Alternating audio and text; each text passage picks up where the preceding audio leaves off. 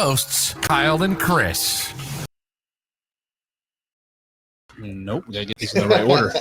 How do we get them in the right order? Just drag it, I think. Uh-oh.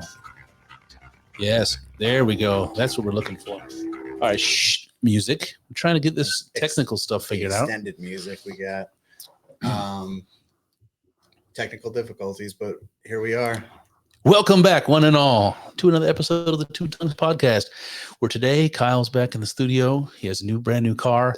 He can drive himself here, no problem, easy peasy. Yeah. Lemon Kia. That's right. I hope it's not a lemon. No, that was a Freudian slip. Yeah. No, it seems good. Seems good so far. So I was so in the last couple episodes I just not like taking jabs at you, but I just explained why you hadn't been over. I was going somewhere with that. Let me take this tobacco pack out of my mouth. Mm-hmm. Fed it in for like 2 minutes. It's only the 2 mils. It's the very, very baby dose, but it literally makes me sick if I keep it in too long. And too long is like there's a fine line. It's pretty much immediately. I feel like that scene from what was that baseball kids playing baseball movie where they go to the Sandlot. The Sandlot. They're at the carnival and they're all throwing up on the chewing tobacco. Yeah. It's not even tobacco. It's just a nicotine pouch. I know what I was going to tell you. So I get these terrible advertisements on Twitter like everybody does. Yeah. And I don't understand the algorithm. I never bought anything off Twitter, and I don't know how any of that stuff works on social media. Maybe I bought some stuff off social media advertising before, but definitely not from Twitter as far as I remember. And anyway, I don't know how the algorithm works, but I got a recommendation on Twitter for a cod piece. I say a cod piece. It's kind of like like an athletic cup. Okay. It's made of silicone, and it's shaped like a flaccid penis, but like a large one. And you're supposed to put them in your underwear. There's like special underwear for them. You put them in your underwear, and then you walk around like with your swimming trunks on or whatever to make yourself look like you got a big old packing heat. Like you're packing heat. And first of all, I thought that was absolutely hilarious that such a thing exists. And contemplating that somebody might actually wear it. It's like best case scenario. People are fucked, so that doesn't surprise me at all. But go ahead. Best case scenario, it works, and you attract the woman or man, depending on your flavor, that you were hoping to attract with this false advertisement. Best case scenario is they find out it's false advertisement, you know? Yeah. I mean, you're going to get embarrassed buying that thing or revealing. Maybe the idea is just that like you lure these people in with your giant dong, you know, like you're airing it out there for people to see, and you lure somebody in.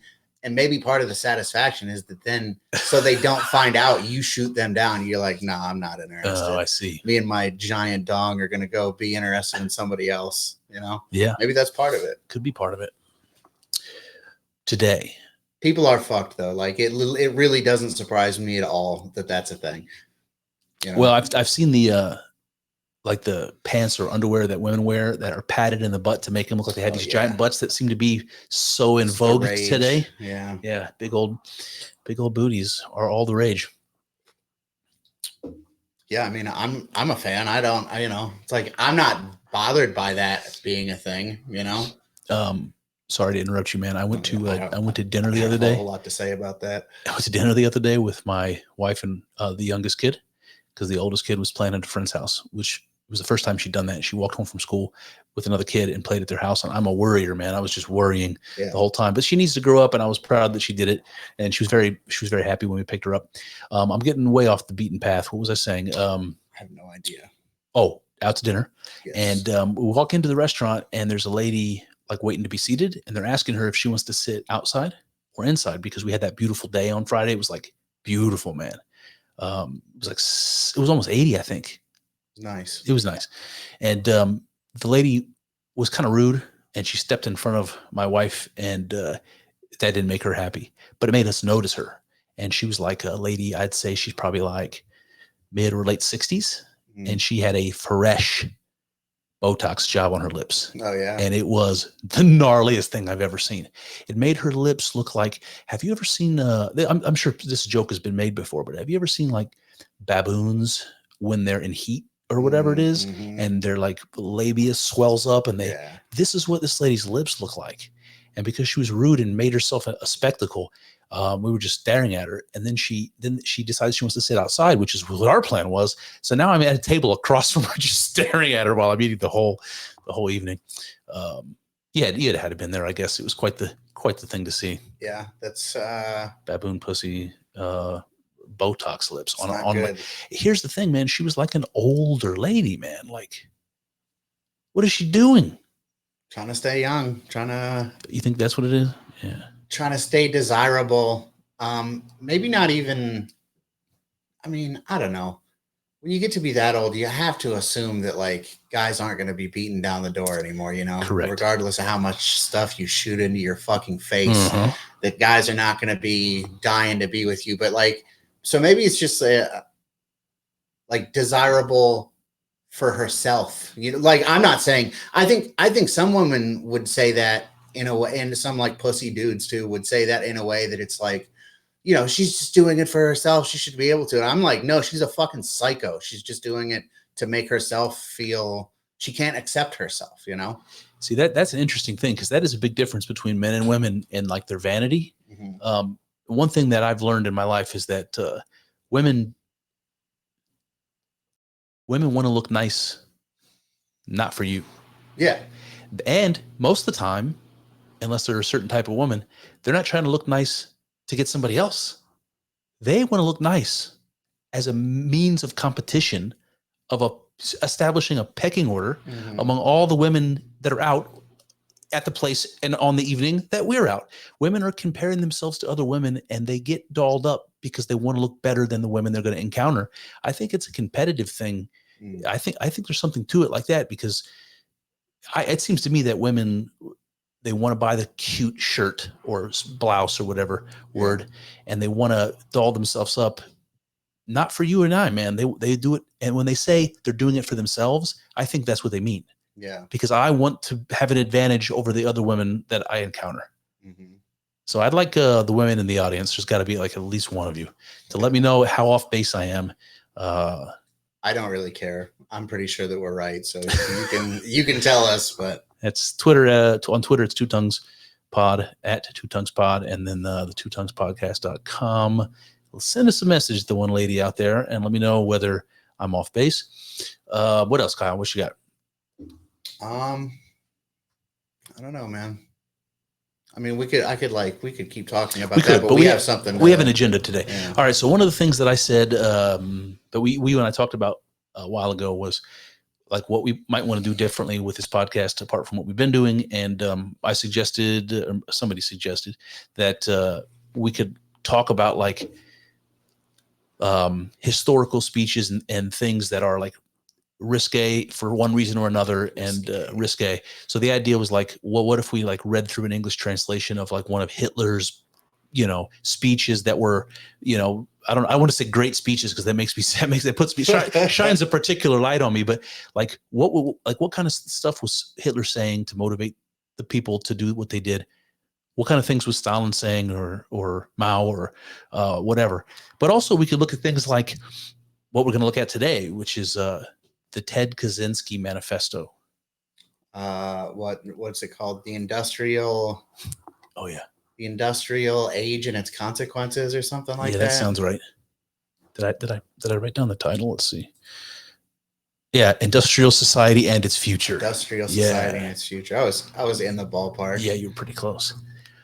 So I'm curious. I have a little paragraph here. This is basically Wikipedia information to give us an intro. But there's probably people on this call. There's probably people listening that are too young to know who Ted Kaczynski was. Yep. So what did you learn about him if you looked into it before today? I didn't like look into it in preparation for this podcast, because I just like kind of wanted the stuff to be, you know, like fresh to me, you know. But I did like, I was like racking my brain trying to think of what I did know about Ted Kaczynski, and I feel like I knew too much I've definitely watched some like Ted Kaczynski videos and like listened to podcasts where people talk about him. Yeah. But I think I might have read through it too, because it's not like super long. No. But it's definitely not like super fresh in my memory. I remembered more about it than I thought I would, but yeah. So So like the highlights, like the bullet points for those people who may not know, is that Ted Kaczynski is famous for mailing bombs Yeah. to various places The most effective way to vote by mail. that killed and injured many people in the United States. Yeah, United States. So that's kind of the gist. And it came out why he did what he did, and how it came out was through this manifesto. So essentially, I mean, we'll get there, but basically he blackmailed the New York Times and the Washington Post. I can't remember. I think it was the New York Times and the Washington Post. He essentially blackmails them into publishing this 50-page manifesto that explains why he's doing what he's doing. It's like partly justifying his actions, but also it's like his actions weren't, they were for a reason. And if people didn't know what the reason was, what's the point of blowing people up? So he basically he did that by saying, if you don't publish my manifesto, I will send more bombs. Yeah. That's kind of a baller move. Yeah. It's definitely a way to get your point across, you know? And didn't the Zodiac killer do that? Didn't he blackmail or he was just sending those cryptic messages to them and they wanted to publish them? Yeah, I don't know. I thought maybe he was like forcing them. I've never been a big serial killer guy, so maybe a little bit, but I don't know the details. Yeah. It's one of those things that like everybody's into is like serial killers, you know? Yeah, and that makes it less interesting because everybody's interested in it. I felt the same way about ancient Egypt before I got into this. So when I did my last podcast on ancient Egypt, I avoided it because it was like everyone liked it and was into it. So it was like, I'm going to find my own thing to like. You guys can keep ancient Egypt, but I'm glad I did, man. That was really interesting stuff. Yeah. But Kaczynski. Let me read to you this. This is basically a compilation from like Wiki to give you some idea of what I thought was important about Ted Kaczynski because he was a fascinating dude. Mm-hmm. And before I read this, I want to say that if you were alive in the mid 90s, if you were old enough to remember this happening in the mid 90s, the way it was painted in the media was that he was a crazy man and he's mailing bombs to places. So yeah, okay, we believe he's a crazy man. And once his manifesto was published, it was crazy man sends bombs because he thinks technology is going to destroy the world. That was like the headline. Yeah, he was a crazy man that was rallying against technology. So that's what we were told in the 90s. And so listen to kind of the rest of it. So Kaczynski was a math prodigy, basically from being a kid. He graduated high school early at 15. He starts going to Harvard at 16. This is a genius kid. Mm-hmm. Then there's, by the way, this is not in the wiki, and it was difficult for me to find verifying information, but this is something if you listen to Rogan and those sorts of folks you've heard before, that many people believed Kaczynski was a part of the Harvard LSD experiments in the 1960s that were run by Timothy Leary. Mm. Now, is that something you've only ever heard about, like on podcasts? Do you have any more on that? Because it seems like that's something that's maybe not verified, or I don't know. Yeah, no, I don't know. Yeah, I've heard it probably the same way as you have. Well, I think some of the people that got LSD at Harvard, some of the students were given. They weren't like participating in the program. They were given LSD without knowing. Oh, gosh. So maybe he was one of those guys. I don't know. So anyway, he goes to Harvard at age 16. Was likely involved with these Timothy Leary LSD experiments. We did an episode on that, by the way, in like season 1. If you want to go back, that was a good one. So he leaves academia in 1969 because he wants to live primitively, off the grid. So he moves to Montana. Lives in a cabin with no electricity and no plumbing. Okay, this is where he's living. He had, I would assume, a super bright career ahead of him. He's a Harvard-educated math prodigy, could have made lots of money, could have been an important person, could have contributed to society in some way. And he wanted to. This is how he decided he wanted to do it, though, which is to move out in the middle of nowhere and start sending bombs to blow off various places. And the reason that we call him the UNABOMER, I learned, is because the FBI had a label for the case, which was Unabomb. And Unabomb was short for University and Airline Bomber. So this is where his initial bombs were going. And then that's at this point, this is when he blackmails the New York Times and the Washington Post to publish the manifesto after he had set off some bombs and killed some people, because he wants to get the word out that technology poses an existential threat to humanity, basically. Let's see what else. And then what ends up happening is after the manifesto is published and it's all in the newspapers everywhere, his brother reads it and recognizes his brother's voice. He's like, this is the way he talks. This is the kind of things he says. So his own brother goes to the FBI and says, I think I know who the Unabomber is. And that's how they end up tracking him down. Do you turn your brother in? Oh boy. My instinct is to say no to that question. Yeah, I don't know, man. I kind of get why he did. I understand why saying yes, I would is like a good answer too, you know, but I don't know, man. I don't know. I can't help but see the brother who turned Ted in is like a traitor a little bit. Yeah. You know? Yeah. I don't know.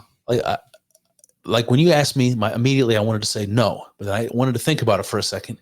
I definitely, if my brother was sitting in Bob's places and killing people, and I found out about it, and I confronted him and couldn't convince him to stop, then maybe I guess if I was fearful that he was going to kill other people, then maybe I would, but I definitely wouldn't throw him under the bus immediately. Yeah.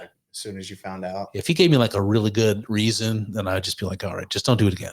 You know? Yeah. His reason is, here's this manifesto. Yeah. So which might be convincing depending on how sympathetic you are to it. This manifesto was a surprise to me. But before I get into it, I want to say the rest of the story is he obviously gets thrown in jail, pleads guilty by reason of insanity, and then he gets sentenced to like multiple life sentences, and he ends up dying in prison, right? Not too recent, Yeah. Not too long ago.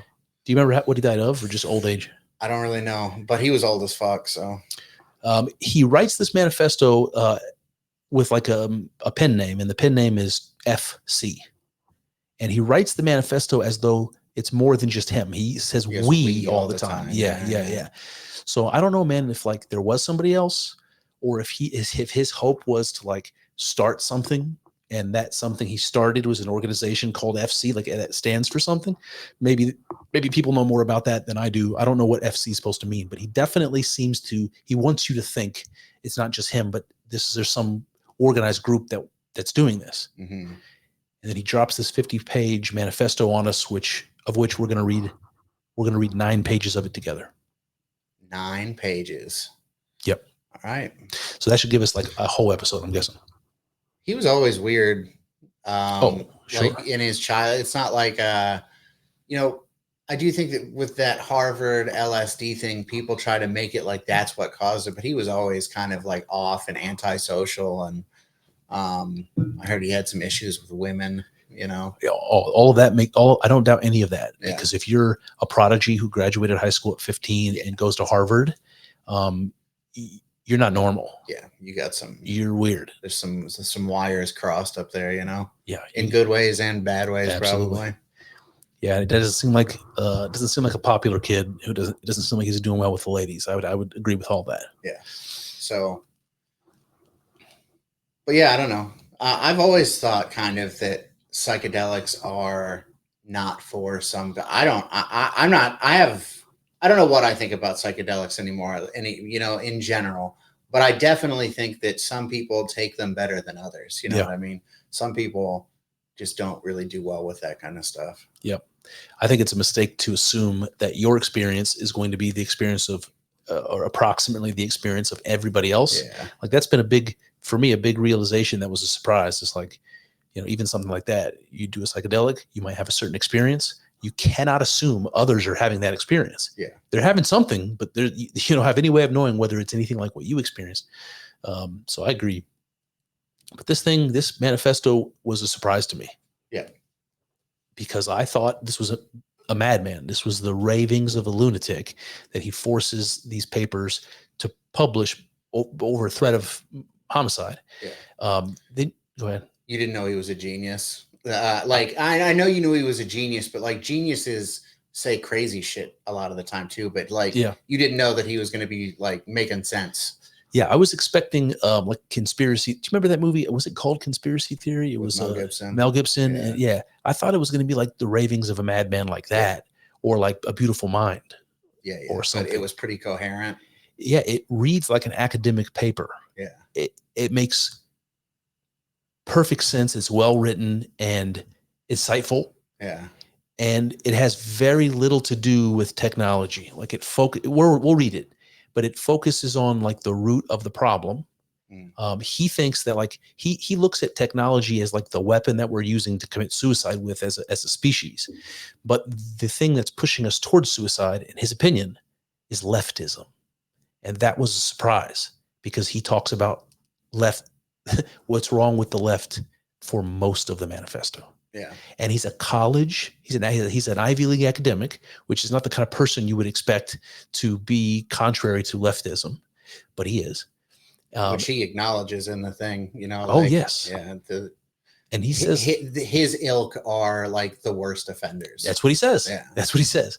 And it's just interesting, man. He points out basically two qualities of human beings that are being bastardized to drive us towards, like I say, this sort of voluntary species-wide suicide that we're doing by our reliance on technology, that we're basically exchanging our souls, in a manner of speaking, for.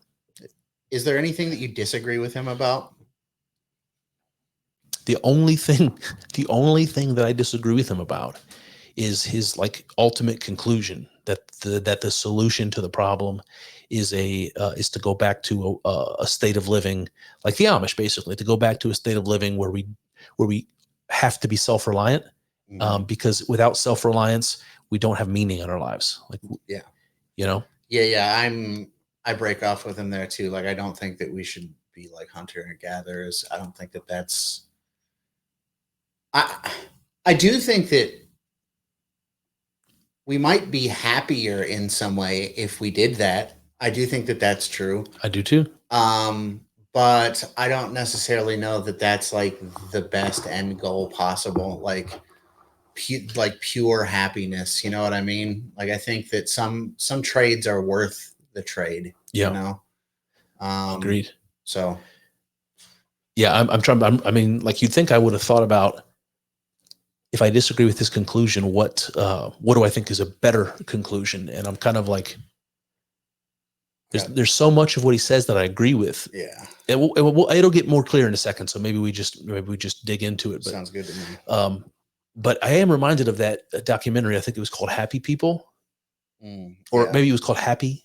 I can't remember. Yeah, I know what you're talking about. The one where they go to like hang out with the tribesmen. Yes. Yeah. Yeah. They're all happy. They're all happy. Hence the name. Yeah. These poor people with, very little of the luxuries that technology brings to the rest of the world.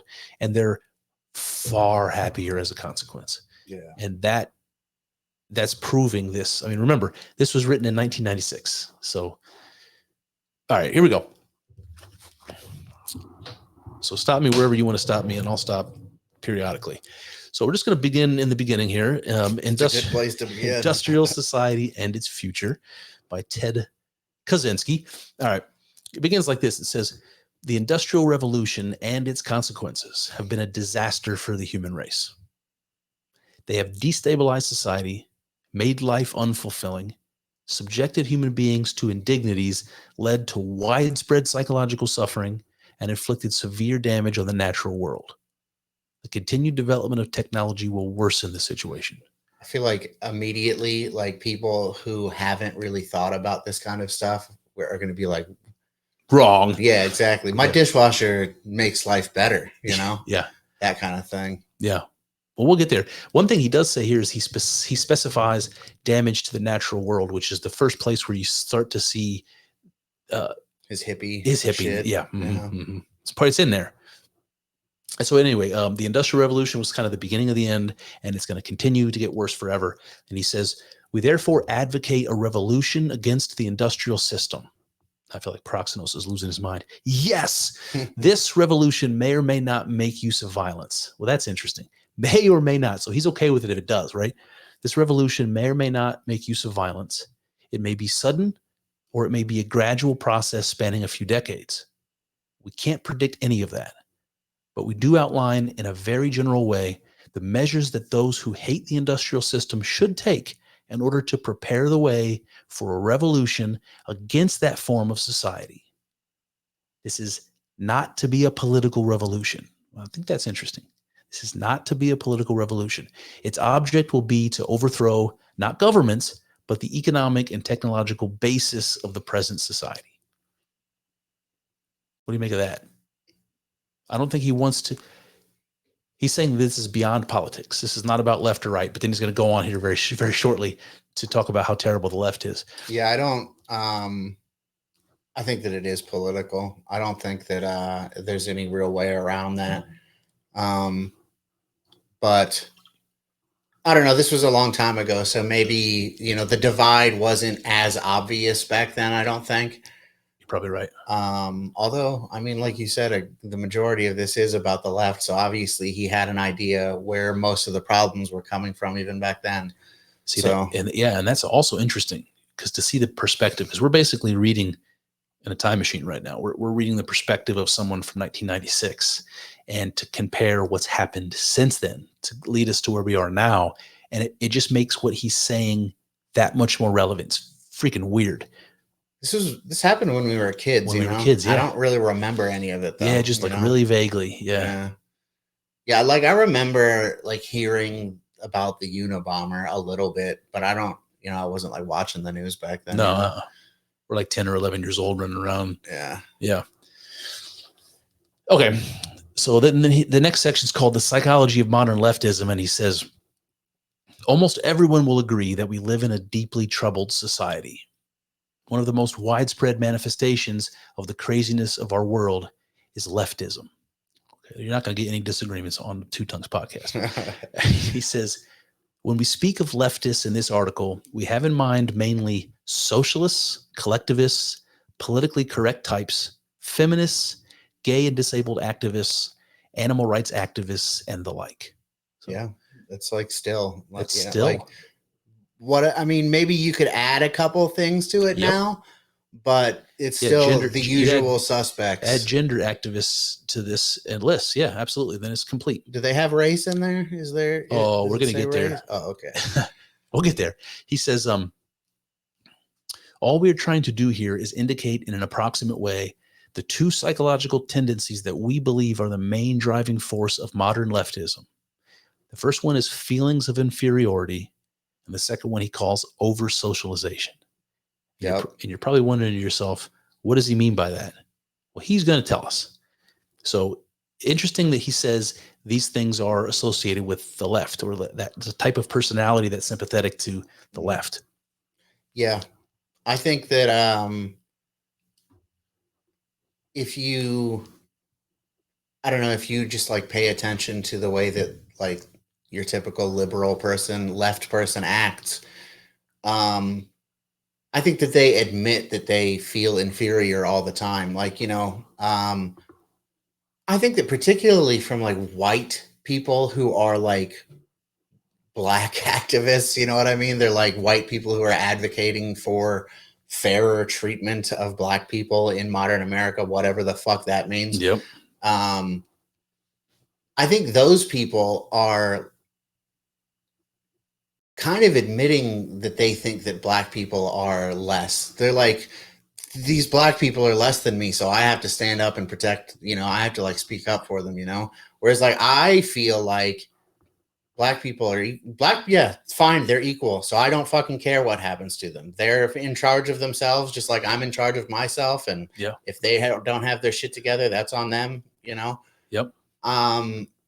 I don't know. No, I agree with you. I think the subtext that you just explained, that's the subtext of every leftist argument when it comes to race. They want to be a ally to the disenfranchised, or whatever language they would use. But the only reason that it would be a powerful motivator for you to stick up for someone that you perceive as needing help is that you're in a situation where you can give that help. Yeah. Right. So what you're saying is that person can't do it without me. Yeah. And that's the subtext, man. I do think that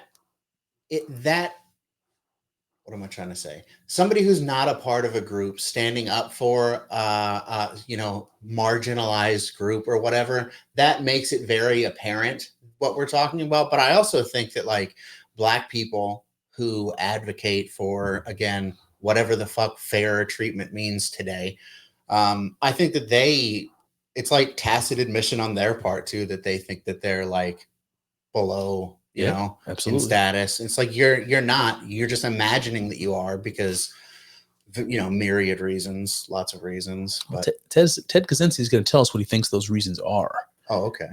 So that's interesting. So let me define these two psychological tendencies that he says are driving modern leftism. What was the other one? Feelings of inferiority and over socialization. So we're gonna start with feelings of inferiority. He says this: by feelings of inferiority, we mean low self-esteem, feelings of powerlessness, depressive tendencies, defeatism, guilt, self-hatred, etc. We argue that these feelings are decisive in determining the direction of modern leftism. When someone interprets as derogatory almost anything that is said about him or about groups with whom he identifies, we conclude that he has inferiority feelings. So let's read that again. When someone interprets as derogatory almost anything that you say about them or a group that they identify with, that's what he means by someone having feelings of inferiority. Mm-hmm. So that would be like if I were to say, I'm trying to think of an example that's relevant for today. If I were to say, well, I might say like when we were kids, that's gay. I might say that. If a gay person is then offended by that, right? That's because they have feelings of inferiority. And hearing me say gay in a derogatory way, and them knowing that they're gay and that I'm saying it in a derogatory way, they put that on themselves. I haven't done it. I just said this video game is gay. They put it on themselves and say, this is the fact that he said this at all is a negative reflection on me, right? They take it personally somehow, right? I don't know if that's a great example, but you got any others? I try to think. I mean, anything that's said about them, they interpret negatively. So, like even a positive thing, it's like I just think of like when somebody says Black people are good at basketball, and like the normal Black people are going to be like, yeah, we're better at basketball than white people, know. Yeah. But then you get I think it's the ones who suck at basketball. They're like that's not true. But things like that, it's like I was like complimenting you. It's like I was pointing out something. I mean, I can point out the crime rates. If you want to talk about crime rates, we can talk about crime rates, but I just rather talk about how good you are at basketball. Yeah, right. If you say Black people are generally better at basketball than white people and a Black person gets offended by that, I absolutely, that's a good example. I said something to my wife yesterday. It was something about how women fight. It was like this. She said something. Oh no, I remember what it was. I walked through the house with a burning cigarette, and she didn't want the cigarette in the house. Yeah. I was just actually smoking on the front porch, and it was cold that day. You're smoking a cigarette? A cigarette. It was cold on the front porch, so I walk to the back porch, but through the house because I didn't want to walk around. I was barefoot. It was cold. Yeah. So I just put it upside down on my hand. I walked right through the house to the back door, opened it up, and I finished smoking. She thought that I did that intentionally because she knows I don't like it when she knows she doesn't like it when there's smoke in the house. Yeah. So she thought that because we had been fighting, she thought that I did that as like a fuck you, just as a fuck you. And I said to her, I'm like, what I said to her was, I was confused. I was baffled when she said that because it didn't even occur to me. Right. And so I was like, but I'm a man. Like, that's not how men fight. I wouldn't do something underhanded just in the off chance that you would notice and then maybe get the feeling that I was sending you some message. Yeah. No, that's not how men fight, but it is how women fight. Women are underhanded because men can get physical. And so that's how our fights escalate. Women generally don't. So everything's underhanded. And if I was a woman, I guess what I'm saying is maybe I could understand her thinking that. But instead what I said was, I'm a man, you know? So she was pissed. She was pissed about that. She thought that I was being sexist by suggesting that I wasn't doing that, and I wouldn't because I'm a man. And I wasn't in absolutes. I mean, yeah, I might do something underhanded, you know, and from time to time, but it's not my general the modus operandi. Modus operandi. Yeah. So anyway, that was something she took offense to, and I wonder if it fits in this category. She assumed it was derogatory because I said I'm a man, I don't argue like a woman, and she took offense to that. Yeah. Right. I don't know why that's offensive. Yeah, I don't either. Women fight differently than men. They argue differently than men. So all I'm saying is I don't argue in the way women argue. Yeah. Why should that be offensive? I don't think it should, but it's neither here nor there. Women, you know. He says, all right, he says, this tendency is pronounced among minority rights activists. Here we go. Whether or not they belong to the minority groups whose rights they defend, they are hypersensitive about anything that is said concerning minorities. The terms Negro, Oriental, handicapped, or chick for an African American or Asian, for an African or an Asian, a disabled person, a woman. That he's just saying that those would. That's how we would use those words in the 90s. Originally had no derogatory connotations. So I could say chick or handicapped, Oriental, or Negro. At some point, that became offensive, and historically it wasn't. That's the point he's making. He says broad or chick were merely the feminine equivalents of guy, dude, or fellow. He says the negative connotations have been attached to these terms by the activists themselves. And I think that's true when I reflect back on being a kid.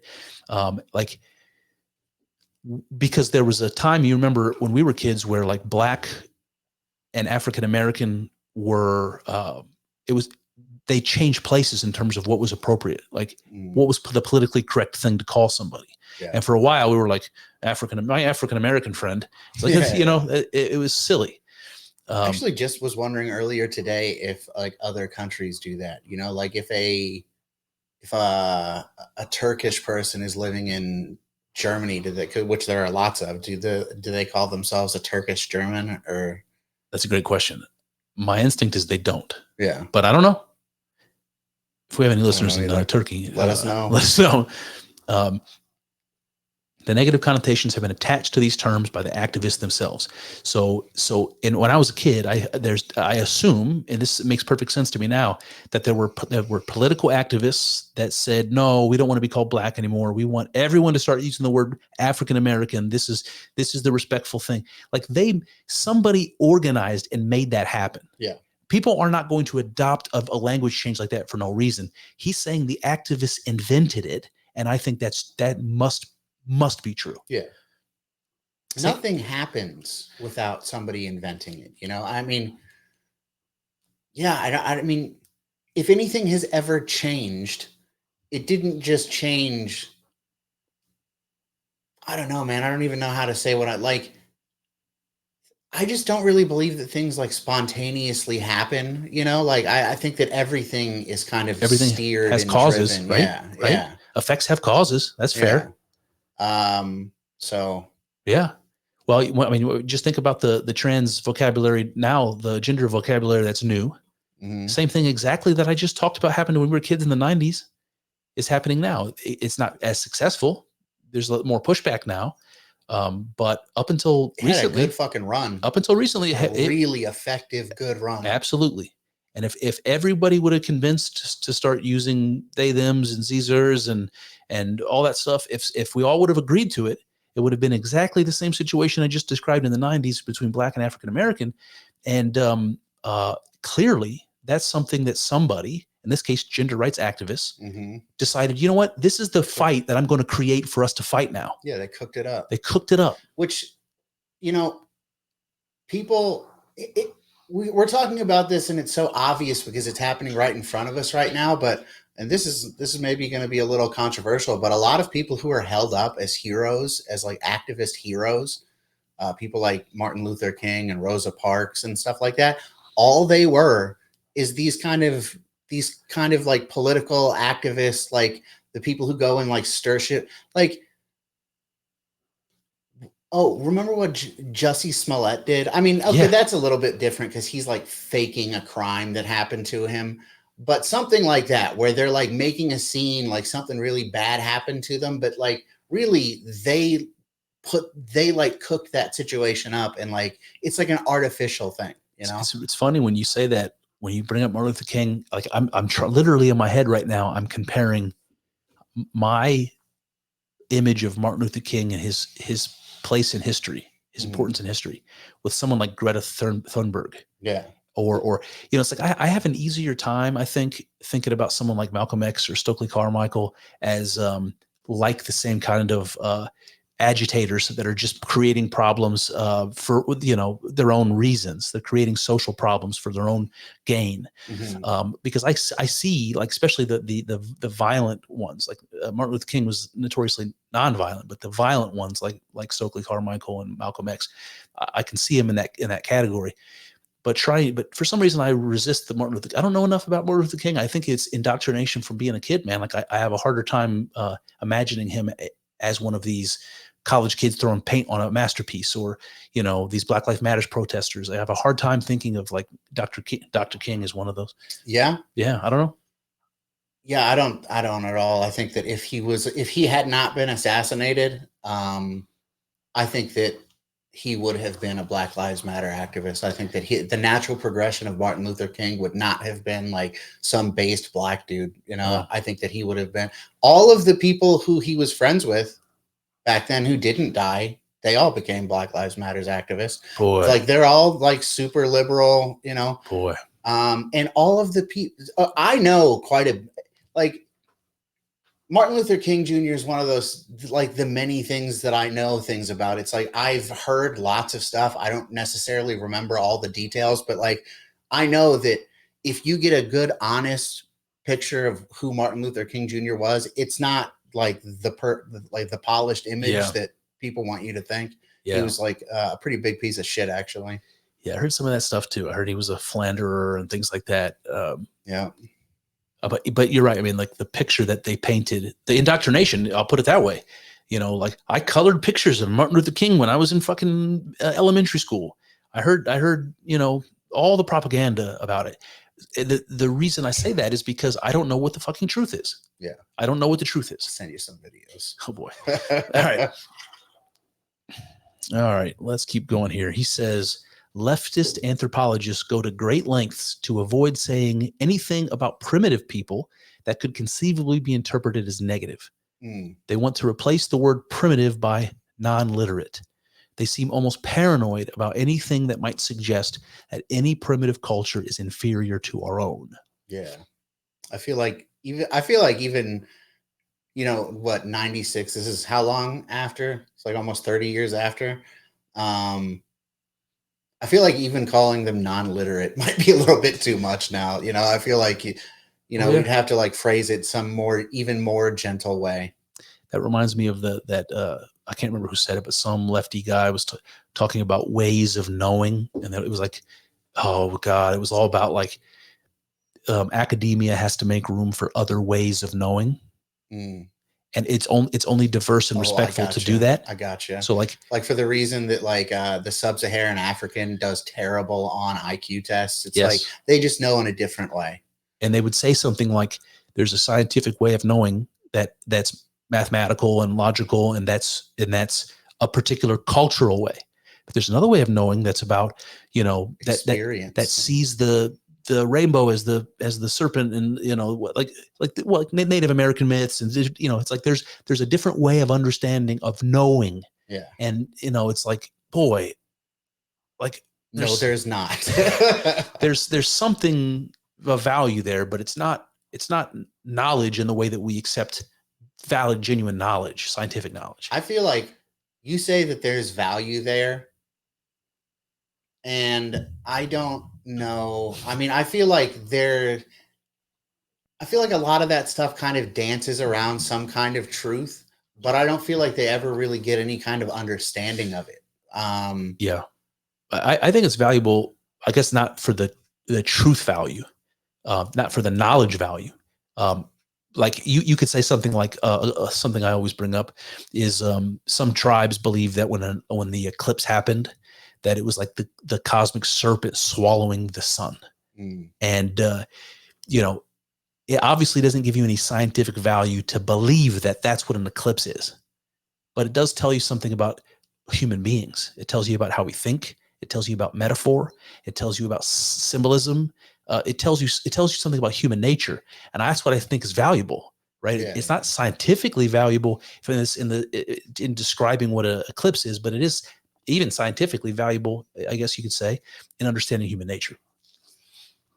So that's what I mean. I understand about, but ways of knowing, I resist. I think we're talking about like two completely different categories. Yeah, like what you're talking about that you're willing to accept, it has nothing to do with. Yeah, I don't know. It's like, I don't know. I feel like the same type of people who are going to say that they value that kind of stuff from native cultures are going to be the first people when we're talking about our culture to be like science, like it's got to be science. Can you cite that? Can you show me a paper? Like those type of a people. Yep. And I don't know. I just fucking hate these people. Yeah. That's my point. I fucking hate them. So does Ted Kaczynski. They're giant fucking hypocrites. Everything.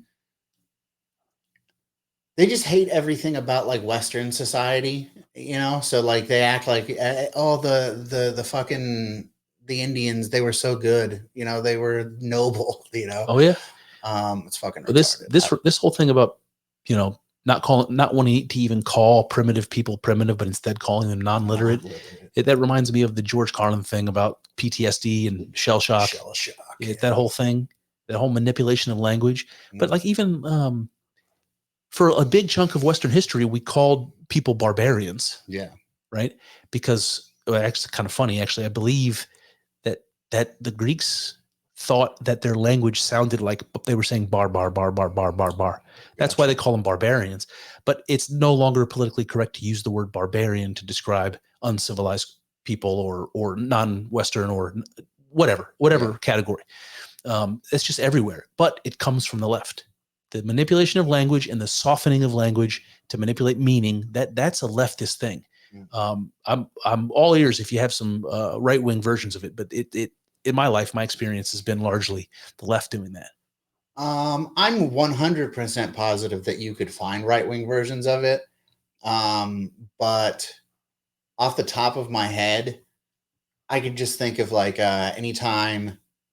I don't even know if this is the same thing necessarily, but anytime, somebody like wants to do a genocide, they all like, it's always they're vermin. They're like rats, which is, it's like what you call someone affects what you think about them. Absolutely. So, yeah. Yeah. That's the only thing I can think of though. And like I said, I'm not even 100% sure that's the same thing, but it's close. Yeah. Close enough. All right.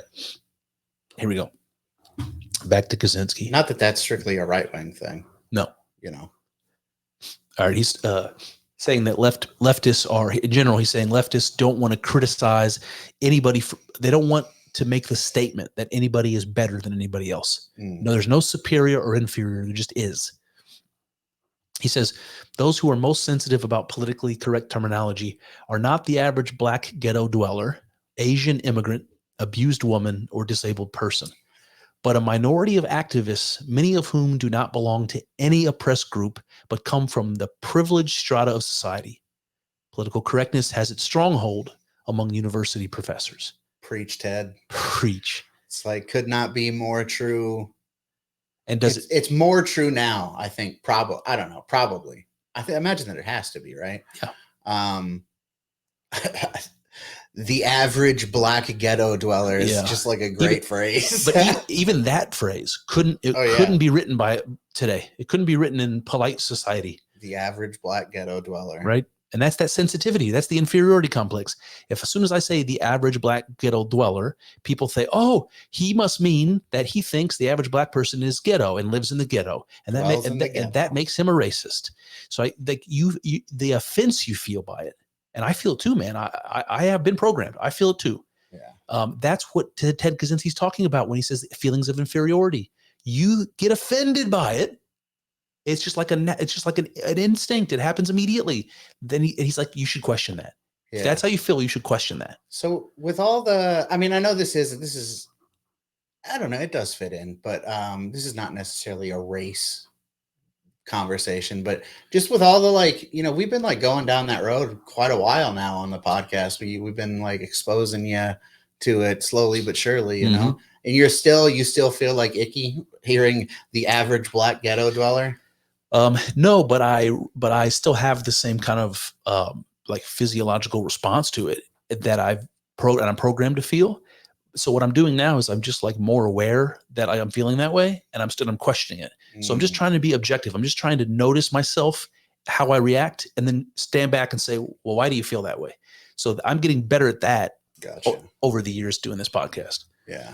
So the programming is not undone, but I'm on to it. Yeah, I feel like the program is like pretty much completely undone with me. Like, it's been long enough at this point. Well, I might be one of them over socialized people when we're going to get to that next. Gotcha. All right. He says, yeah. So he says that that it's not these minority groups or disenfranchised groups or whatever that are pushing this. In fact, it's a minority of activists. He says many of whom don't even belong to any of the groups that they're trying to protect. Yeah, it's your average liberal white dude. That's what it is, and women in general. And this is what he says. He says, in fact, they come from the privileged strata of society. Yep. And that's the case. Every one of these kids, like I said, throwing paint on the Mona Lisa, these are rich kids and who can afford university tuition in the United States of America in 2025. They're the most privileged people that ever lived. Yep. All right. He says many leftists. Oh, and by the way, he says that the stronghold is the university professors, and he himself, it comes from academia. So that's a little bit of a looking in the mirror situation. He says many leftists have an intense identification with the problems of groups that have an image of being weak, and he has women in parentheses here, defeated, American Indians, repellent, homosexuals, or otherwise inferior. Right? Even that, you see, he's basically saying people who are considered to be repellent by some, and he's giving you an example: homosexuals. Even the insinuation that being homosexual might be repellent to someone is one of those things you obviously cannot say. Even if it's true, it's not okay, right? That's and in 96 when he wrote this, it was okay. It was okay. He was just saying, everyone knows that there are people who are repelled by homosexuals. Yeah, it's a fact. 100%. Right? It's not even allowed to be acknowledged as a fact anymore. Yep. Or otherwise inferior. He says the leftists themselves feel that these groups are inferior. Oh, there you go. They would never admit to themselves that they have such feelings, but it is precisely because they do that they identify with their problems. The leftists clearly think they're inferior. Why else would they take their problems onto their shoulders? They're doing that because they think they're incapable of solving the problems and they need the great white hero to come in and solve them. Yeah. That's the leftist subtext. And that's what Kaczynski's pointing out. Brilliant. As far as I'm concerned. Yeah. I mean, I think it's, we basically covered that already. We did. We already knocked that out. Yeah. All right, feminists. Oh boy, now we're on to feminists. Feminists are desperately anxious to prove that women are as strong and as capable as men. Mm-hmm. Clearly, they are nagged by the fear that women may not be as strong and capable as men. Yeah, the fear, as opposed to the blatant fucking reality. And again, I'm not. What is the actual word here? Clearly, they are nagged by a fear that women are not as strong. That may not, right? May not. But again, it just depends on what we're talking about. Like, obviously, women are inferior to men in certain things, Sure. But like, that's exactly what, to his point, that's exactly what the feminists are rebelling against. They need you to deny the reality of the situation. That, dude, I think I've said this on the podcast before, but like, you put me, a big fat schlub, in a cage with the best female fighter. And I'm not saying I'm definitely going to win. She could not, she could beat me. Yeah. But it's not unrealistic to think that I might be able to just like pick her up and fucking smash her. Absolutely. Yeah. Now you put me in a cage with Stipe Miocic, I'm not winning that fight. You're There's done. zero chance at Dunzo. all. Yeah. So,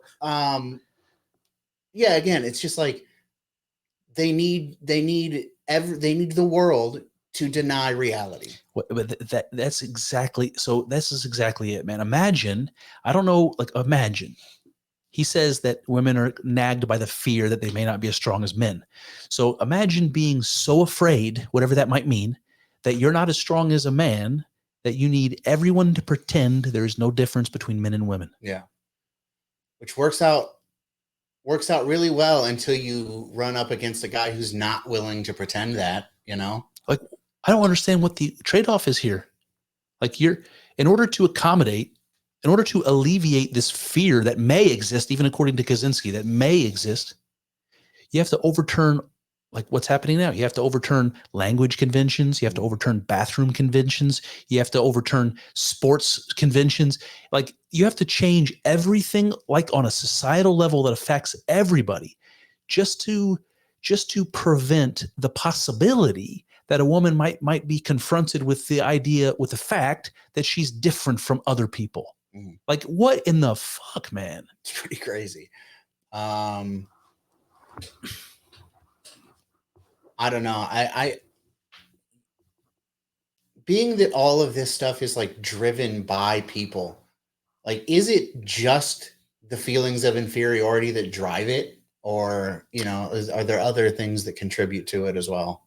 Well, Kaczynski's going to say over socialization is another thing, all right, which we'll get to. But I guess let's push through and we'll get there soon. He says leftists tend to hate anything that has an image of being strong, good, and successful. Well, let's stop there for a second. Well, let's not stop there because he says more. He says they hate America, they hate Western civilization, they hate white. They hate white males, they hate rationality. First of all, the fact that he's saying this, like this sentence makes perfect sense in 2025. But in 1996, I feel like this is a prophecy. Leftists tend to hate anything that has an image of being strong, good, or successful. That means better than other things. Yeah. They hate America. They hate Western civilization. They hate white males. They hate rationality. Like, those things would have seemed to me like completely impossible in the 90s. But that is the case today. Leftists hate America. 100%. They hate Western civilization. They hate white males, and they hate rationality.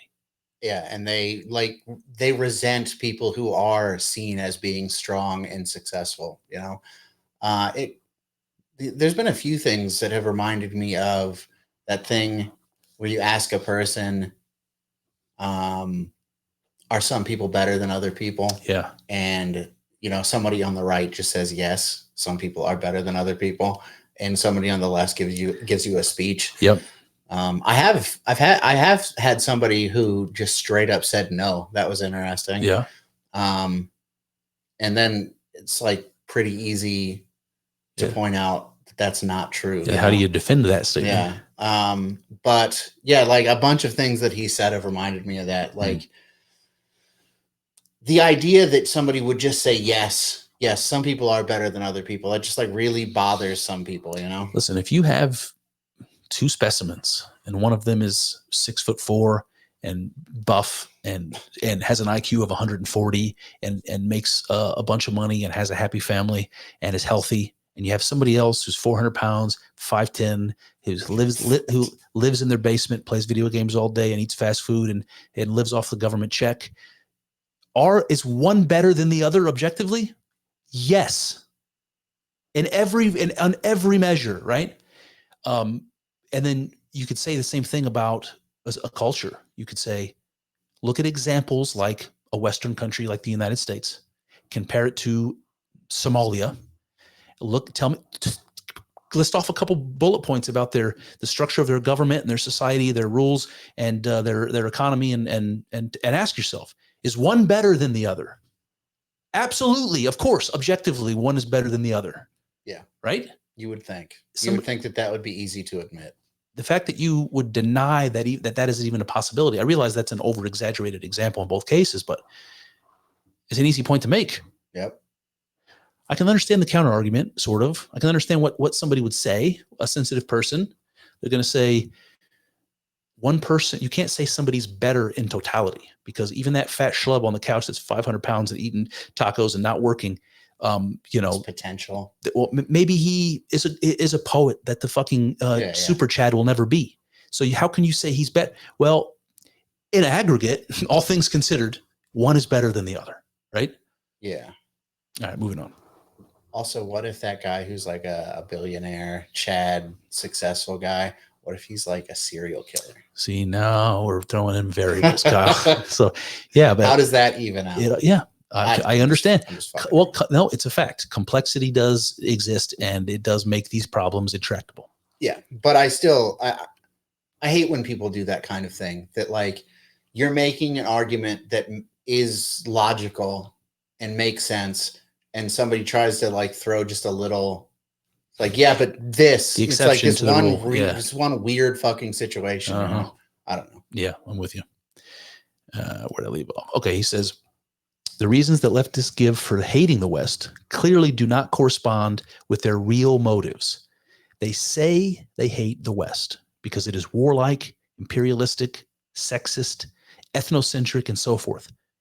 But where these same faults appear in socialist countries or in primitive cultures, the leftists find excuses for them. Yeah. Thus, it is clear that these faults are not the leftists' real motive for hating America and the West. Here it is. Here's the kicker. He hates America and the West because they are strong and successful. Yep, that's it. I mean, we are basically already said all of that. But you know what stands out to me, Kyle, is this sentence because it comes from 1996. Leftists say they hate the West because it is warlike, imperialistic, sexist, ethnocentric, and so forth. Like the fact that argument is still being made, precisely that argument is still being made. The words are different. They're not going to call it sexist. They might, but they'll call it what's the word?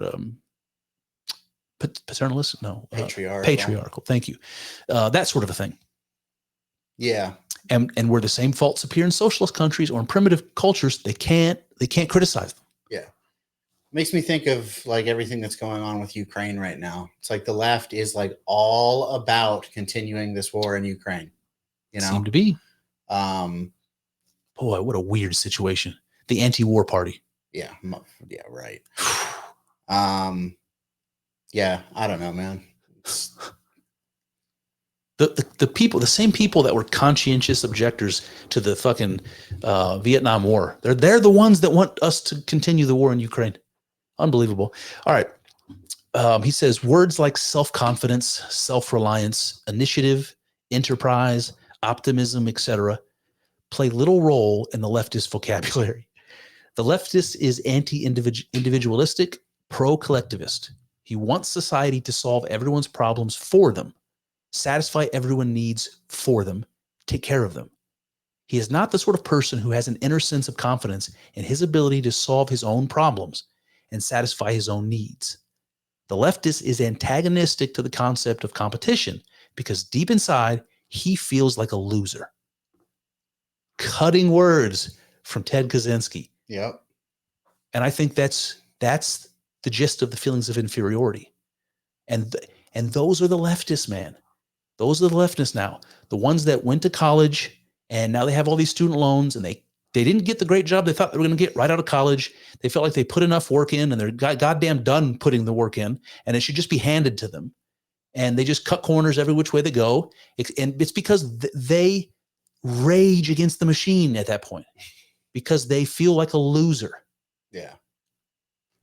They want to tear it all down because it doesn't work for them. I like that phrasing and that meaning of Rage Against the Machine to describe the band because they fucking suck. And they like their name is Rage Against the Machine and they think they're fighting the power, but really they just like agree with everything the power says. So dude, that is what happened to Bill Burr. It is so disappointing to listen to that dude talk now. Yeah, I don't. He has ruined his legacy as a comedian, in my opinion. Yeah, I mean, I still think that his old stuff is pretty good. It's still pretty funny, but it's just hard to take any of it seriously. You know, absolutely. He's such a bitch at this point. Yeah, he's completely reneged on everything he ever. His whole personality that was his public persona. Am I supposed to think Bill Burr is like Larry the Cable Guy, and that's not really him? Because his authenticity was half of his value as a comedian. Yeah, he sucks. Terrible. All right, he sucks terribly. All right, and this whole thing, words like self-confidence, self-reliance, initiative, they're not even in the leftist vocabulary. This is the whole argument right now about merit. Yeah. Right? Is it DEI or is it merit? Yeah. Right? Merit isn't in their vocabulary. And yeah, merit definitely implies a competition, you know, because the people who feel like they have something to offer are competing with each other to get whatever position they're trying to get. And yeah, like if you have this, like, what am I trying to say? If you have this like internalized feeling of inferiority, you're not going to want competition. You're just going to want everything doled out to people. Absolutely. You know, everything even. Because you have no confidence that you could secure for yourself. Yeah. So it would be better off if everyone just gets handed to them what they need. Yep. That's communism, right? From each according to their ability, to each according to their need. That's what that is. It reminds me of, and a lot of this like Doge stuff with federal employees getting laid off. Mhm. It reminds me of this too. The not Tchaikovsky. Who's the Dostoevsky? Dostoevsky, yeah. The underground. No, Stories from Underground. Yeah, Notes from Underground. Yeah. You know, he works for the state, and he's just like does as little as possible to get by. You know, he's like not making any effort. You know, that's it. That's exactly the and person. He's just so resentful, and yes, yeah. You know, it's the most terrible part about this is that there are people that I know very well, the people that I'm related to, that had tremendous potential, but the type of personality that we're talking about that didn't fulfill their potential, and you know that's a loss not only for themselves but for the world. Sure. You know, for their community and for the world. All right. They don't want competition because deep down they feel like a loser. All right. Modern leftist philosophers tend to dismiss objective reality and to insist that everything is culturally relative. It is obvious that they are deeply involved emotionally in their attack on truth and reality.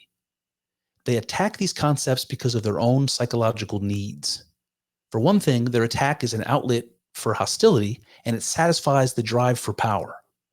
The leftists hate science and rationality because they classify certain beliefs as true and other beliefs as false.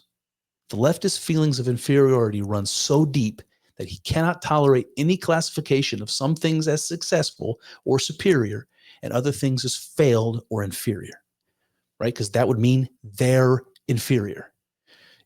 This also underlies the rejection by many leftists of the concept of mental illness and the utility of IQ tests. Leftists are antagonistic to genetic explanations of human abilities or behavior because such explanations tend to make some persons appear superior or inferior to others. Leftists prefer to give society the credit or blame for an individual's ability or lack of it. Thus, if a person is inferior, it's not his fault, but society's fault. Right? That's the best part. Leftists prefer to give society the credit or blame for an individual's ability or lack. Why would that be? Because why would someone say, I want to be able to blame my fucking shortcomings on somebody else? That's it. It's not my fault. It's society's fault. It's not my fault. It's the way I was raised. It's not my fault. You know, I mean, it's the deterministic argument. Yeah. Did you by any chance see Tucker Carlson talk to Chris Cuomo? No.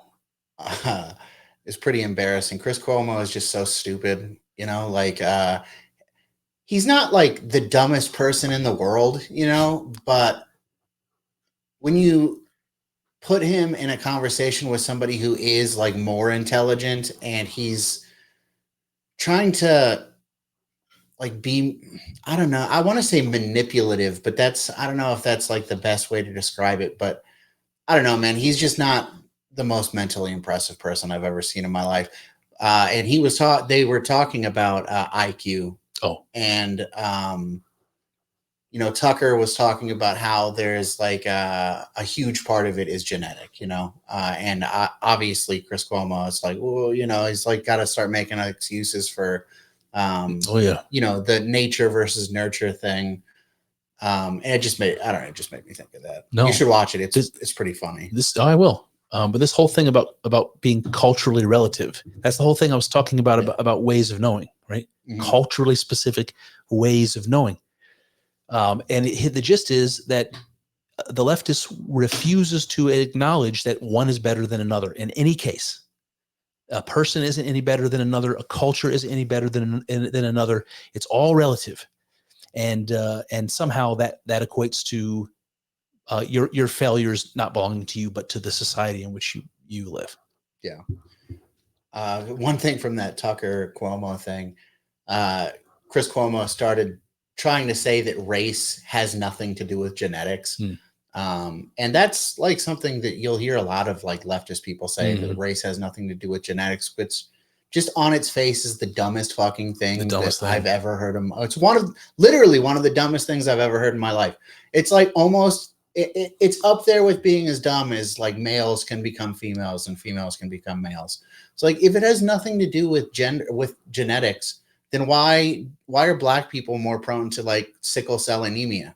Yeah, and like Jewish people taste sex, and, Good if it has nothing to do with genetics, why would that be? Yeah, that whole thing about IQ, again, it's right in the same category. People can't be superior to other people. Yeah. So if somebody has a higher IQ, then there's something else is wrong there. Yeah. According to the leftist. Yeah, they didn't get enough like calcium when they were kids. You have to deny reality. Yeah. Just like in order to be sensitive. Just like the fact that Africa is not more developed has more to do with the fact that they didn't have enough like shoreline, you were saying about compared to Britain. Just like making shit up, All right, let's plow through here. I don't know if we're going to make it all today. Let's try. He says the leftist feelings of inferiority are so ingrained that he can feel strong only as a member of a large organization or a mass movement with which he identifies himself. That's interesting, right? If the leftist feels incapable of surviving and providing for themselves on their own, and is afraid of the consequences of failure and projects all that onto the society so they don't have to take responsibility for themselves, then that person only feels like they have power when they click up as a member of that society, like a cog in a wheel, but at least the society is powerful that I'm a part of. And you see that that's basically identity politics. Finding a group to identify with, and then pretending that what the group accomplishes somehow you can take credit for, something like that. Yep. Yeah, but they also like won't let you do that if you're a white person. That's true. What I'm saying? Like if I try to, a lot of times when people will talk about the things that white civilizations have done in Western culture, and they're like, oh yeah, but what have you done? It's like, you're not allowed to be proud of, they all think that they're like kings and queens. You know what I'm saying? Like, so whatever, you're not allowed to be proud that you're a descendant of the king of the Dahomey tribe, like you can't be proud of that. I don't know. Well, it's not an accomplishment of yours, but yes, you should be able to be proud of that. Yeah. But recognize I wasn't the king, right? I wasn't the king of the tribe. My ancestor was. He says compassion and moral principle cannot be the main motives for leftist activism. Hostility is too prominent a component of leftist behavior. So is the drive for power. Moreover, much leftist behavior is not rationally calculated to be of benefit to the people whom the leftists claim to be trying to help. For example, if one believes that affirmative action is good for Black people, does it make sense to demand affirmative action in hostile terms? Obviously, it would be more productive to take a diplomatic approach that would make concessions to white people who think that affirmative action discriminates against them. But leftist activists do not take such an approach because it would not satisfy their emotional needs. Helping Black people is not their real goal. Instead, race problems serve as an excuse for them to express their own hostility and frustrated need for power. In doing so, they actually harm Black people because the activists' hostile attitude towards the white majority tends to intensify race hatred. If our society had no social problems at all, the leftists would have to invent problems in order to provide themselves with an excuse for making a fuss. That's also very Dostoevsky. Absolutely. Yeah. So that brings us to over socialization. But what do you make of this? Any comments about this? He's like, if the leftists really believed that affirmative action was being done to help Black people, Yeah, they wouldn't be dicks about it. They wouldn't be dicks about it. Yeah. You'd think. So their ability to like get out there and scream and project all that venom and like how you've seen the pictures of the leftists screaming at the Trump, all that stuff. That they're picking up the banner of some disenfranchised group only because they want an excuse, they want a venue to go out and yell and scream and pretend that they're doing something noble. What they're doing is blowing off steam that's generated by their own feelings of inferiority. Like the world is against me, and I need an excuse to go out there and punish it. Yeah. This doesn't have a lot to do with technology yet. That's what I'm saying. and it's well written. It's a little wordy, but it's well written. It doesn't seem like the words of a crazy man, does it? No. It seems pretty well researched and well thought out and planned. All right, that brings us to the next thing, over socialization. I would love to get some like some brainiac leftist to rebut what he says here, because like for us, it's like I'm not disagreeing with anything he said so far, So right? I would like to know what the counter arguments are, That, aside from he killed people, so everything he said is wrong. See, this is why I said it was a surprise to me, because this is not what I expected to read. Yeah. All right, over socialization. He says, psychologists use the term socialization to designate the process by which children are trained to think and act as society demands.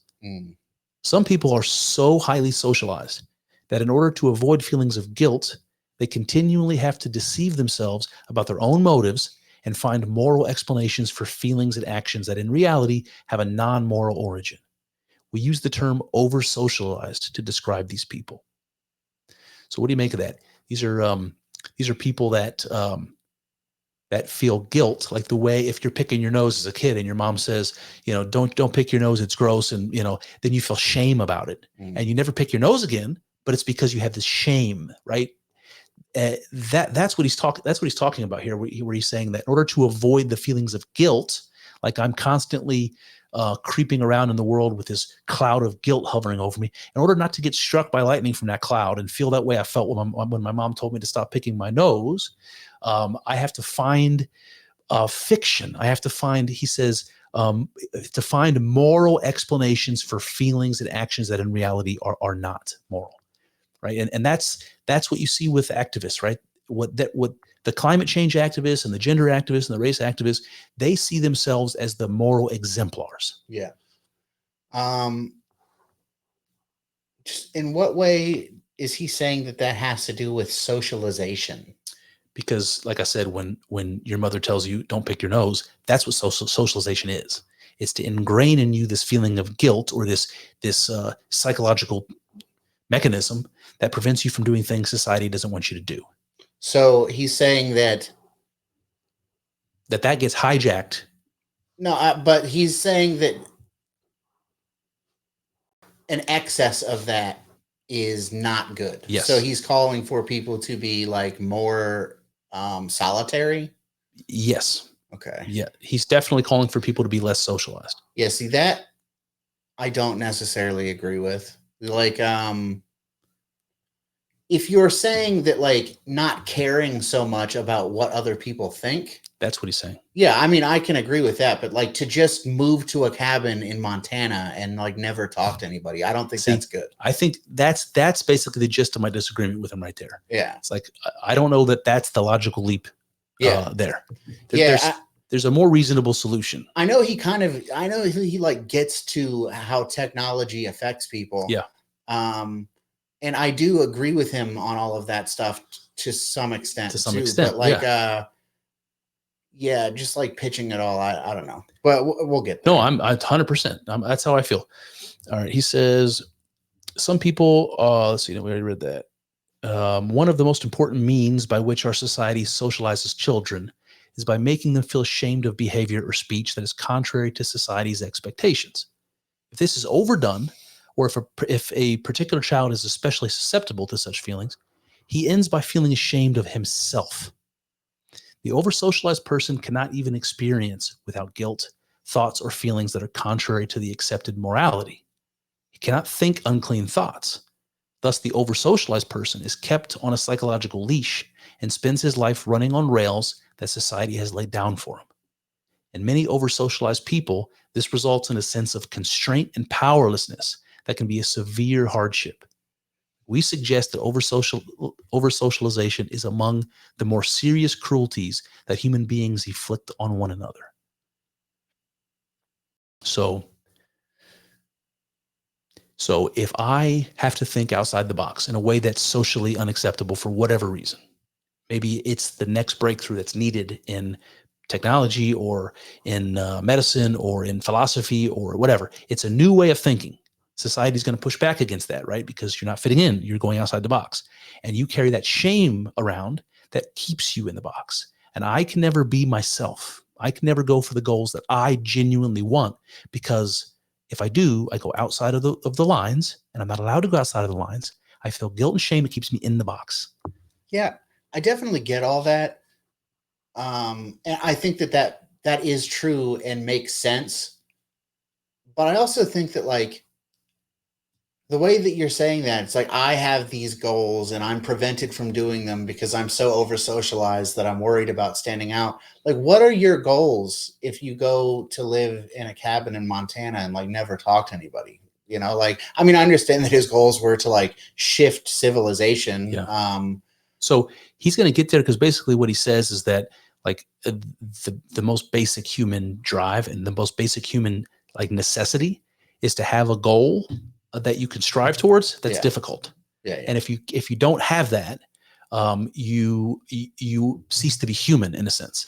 So if you can never go after the goals that you want, or if everything's handed to you and it's never a challenge, that you cease being human at some level. Gotcha. And that's what the leftists want. They want to make your life easy, so there's no challenges. They want you to get what you want, right? And if society is structured in a way that prevents me from even trying to get what I want because it's not socially acceptable, then society is he says it's the one of the worst cruelties we human beings ever inflicted on each other. How long are we at right now? Just out of curiosity. We are at almost an hour and a half, so we have a little time. Oh yeah, I'm just curious how much we have left of this. We're on page 3 of 9. Okay. All right, let's keep going. He says, we argue that a very important and influential segment of the modern left is over-socialized. The goals of today's leftists are not in conflict with the accepted morality. On the contrary, the left takes an accepted moral principle, adopts it as its own, and then accuses mainstream society of violating that principle. Yeah, that's like 100% true. 100% true. Because, like, I think that it's in the process of happening, but I think that culture has become too accepting of things and we need to like switch back a little bit. But just think about like the LGBT, whatever the fuck. Mm-hmm.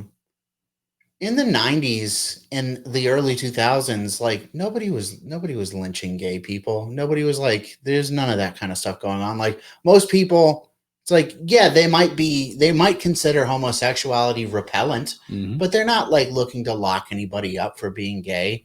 Most people are like pretty accepting, you know, if they know you're gay, you know, maybe you get some guy who like says something, but like that just harkens back to the inferior. Who fucking cares? Yep. You know, it's like, if you feel happy with yourself that you're gay, who cares if this hillbilly, you know, I'm talking like them, you know, but I don't think little of hillbilly. I like hillbillies. That's my point.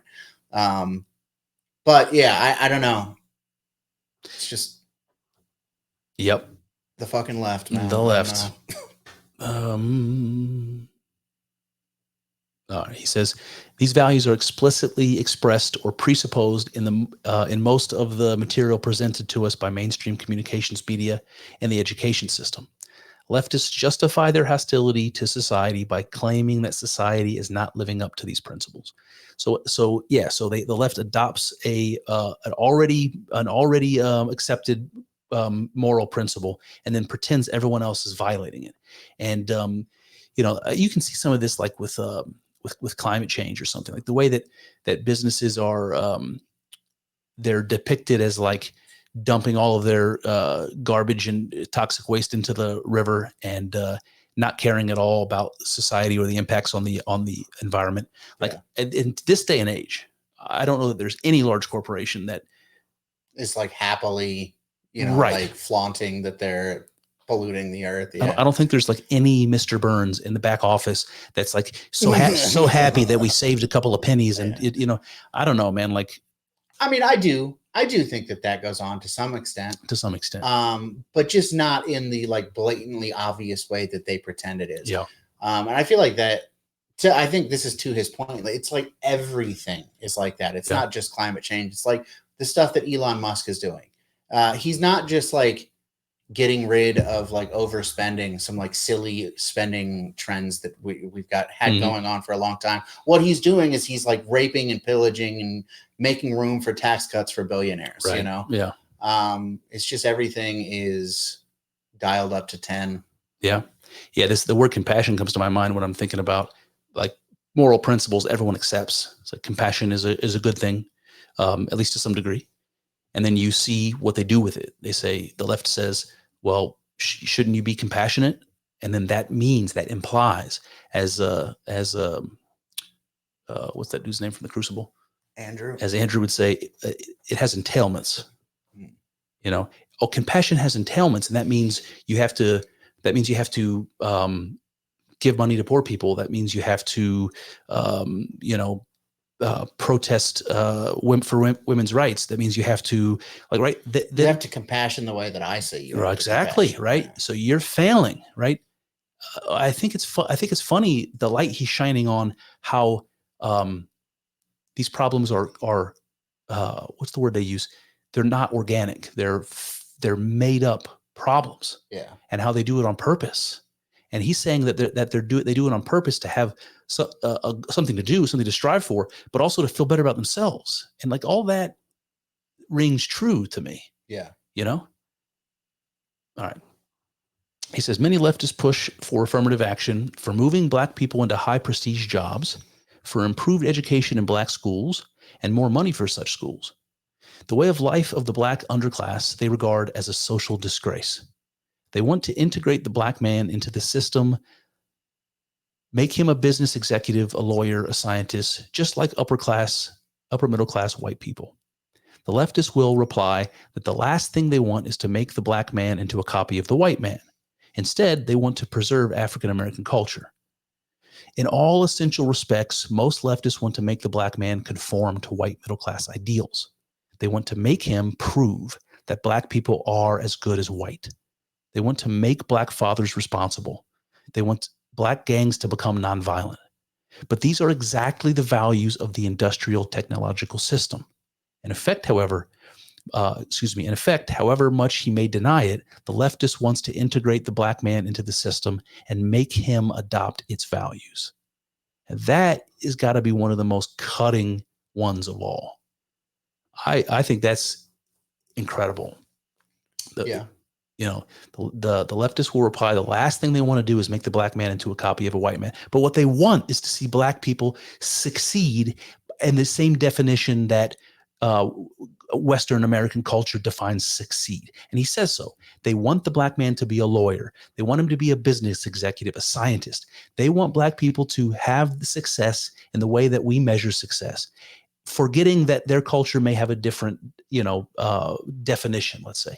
And that's proving that leftism is absolutely the racist position. It's enforcing that they be like us. Makes me wonder, how in the early days of America, we like put Indians into re-education camps. Yeah. Makes me wonder, like, were the people who were pushing for that kind of stuff the right wing or the left wing of that time period? Because like, what is right and what is left is constantly shifting always to the left for the most part.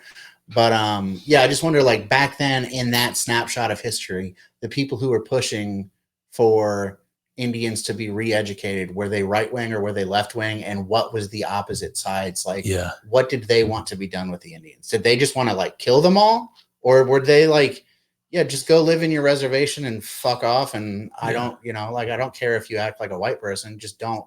Well, if I don't come steal my sheep and you know.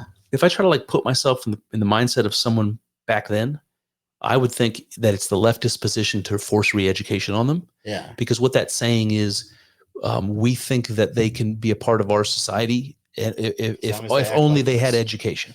Which is like, I'm actually like kind of sympathetic to that, you know, like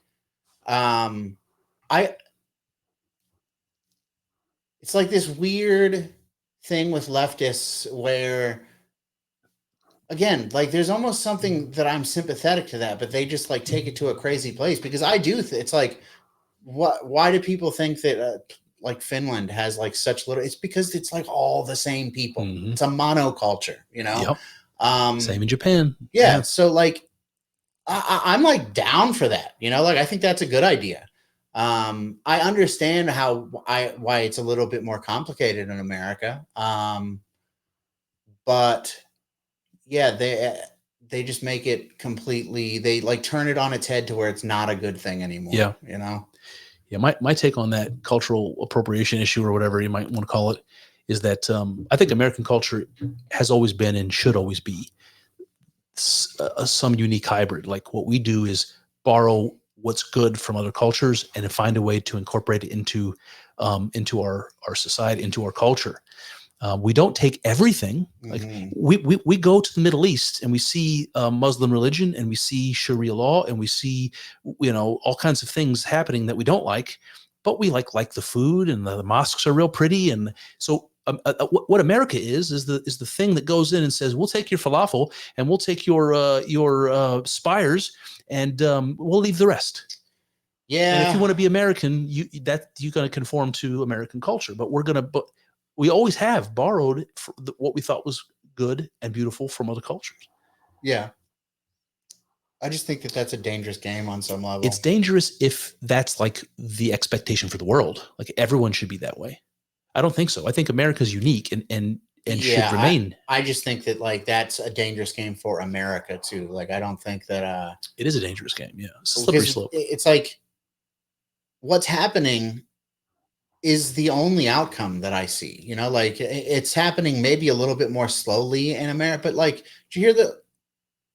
Like Ireland will be minority Irish by like 2050 or something like that. I saw that. Yeah. It's not Ireland anymore. Then. It's not Ireland anymore. Ireland. Yeah. Ireland ceases to exist. And I do think that America, I mean, this is like very controversial, you know, but like, I think that America is like the building blocks of what America was. It's Western European white people, you know, they are the people who brought the culture over that made America what it was.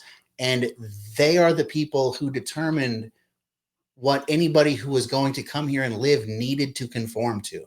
And at some point we lost that. We started feeling the shit that Ted's talking about here and feeling like we can't tell people you have to leave that shit in fucking wherever you came from. Yeah. And it's not just, I mean, it's not all about skin color. Like you think about, take a Catholic person from Italy and a Protestant person from Germany.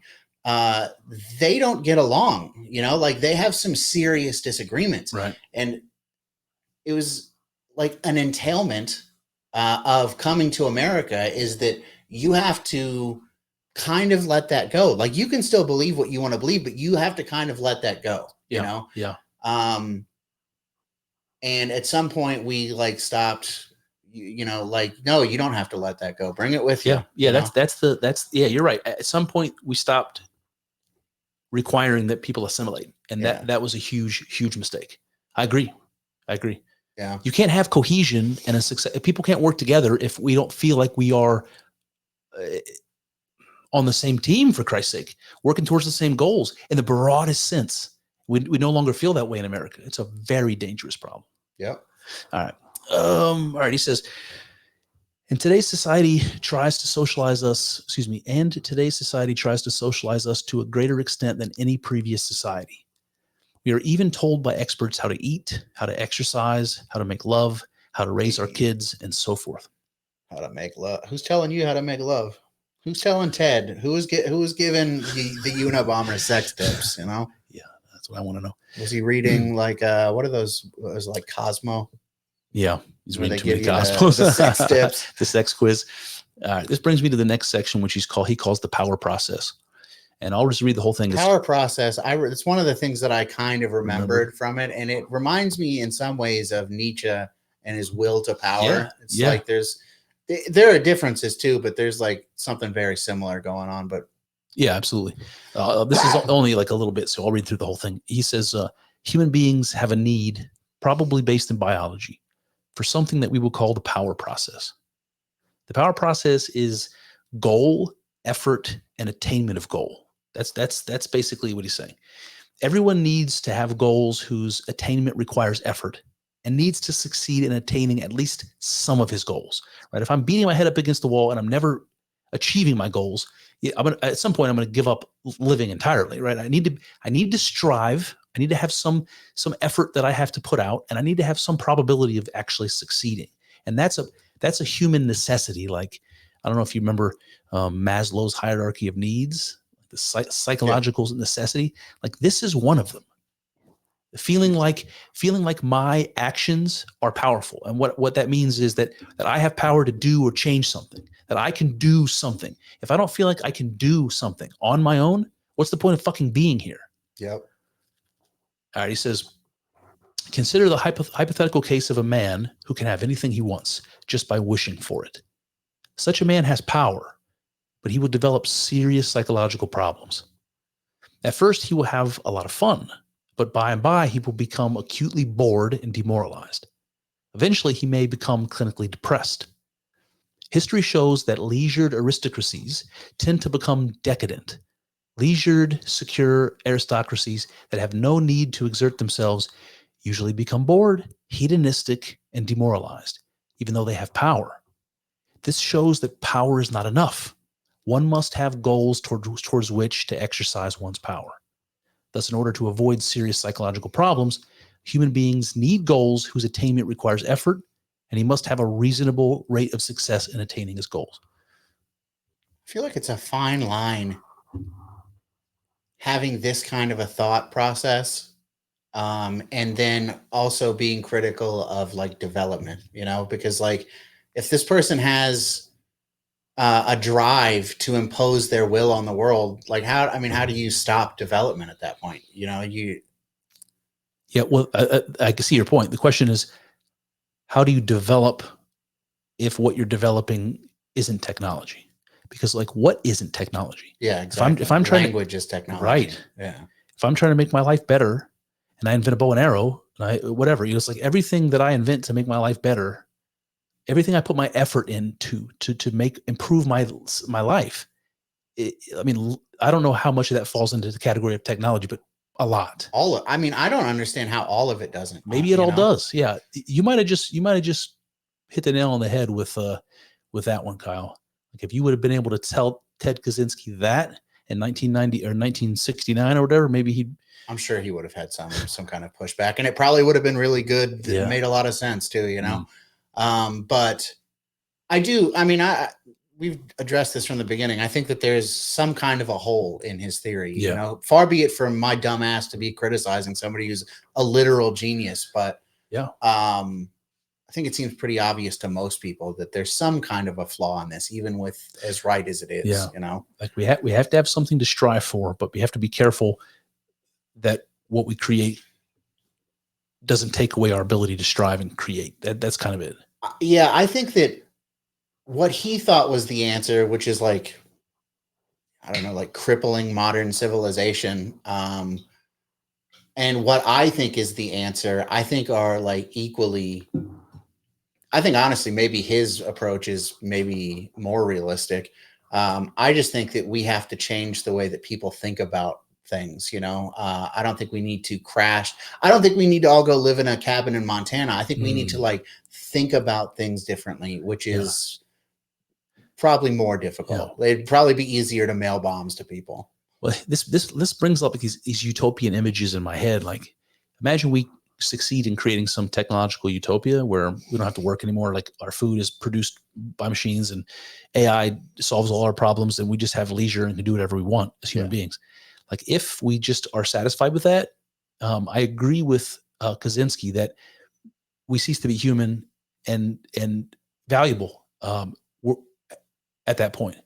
But to your point, if we just explain to people, we're headed this direction. And when we get to this utopia, you have to have something to strive for. You're going to have to continue, find the thing that you enjoy or whatever. You have to continue to strive and to succeed and to exert effort and to exert will.